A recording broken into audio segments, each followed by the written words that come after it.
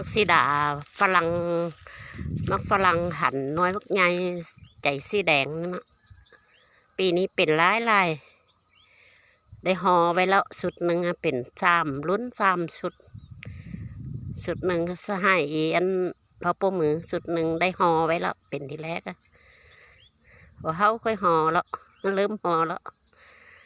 สุดหนึ่งจะให้บันดอกจอมดอกอยู่ก็มีสีดาอหย่างฝรั่งอหย่างในแดงกินหอมว่านในแดง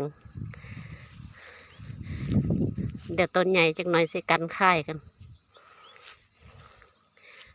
ห่อแล้วนะเริ่มห่อเอาไม้คำไปหอมเนาะเขาแค่โอ้ยจังแมนขยันห่อให้เนาะห่อแล้วเรียบร้อยแล้วไม้คำไปหอมโอ้ยลูกใหญ่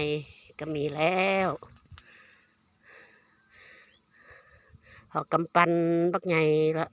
ลูกสุดหนึ่งจะให้หอปูมือในนี่แดงกินหอมบ้านนี่นะตัวนี้นะเอามาปลูกให้แรกอีตายแล้วพอตายแล้วไม่ได้ขึ้นแล้วงามขนาดหั่นนี่ยังลืมซื้อหั่นมัน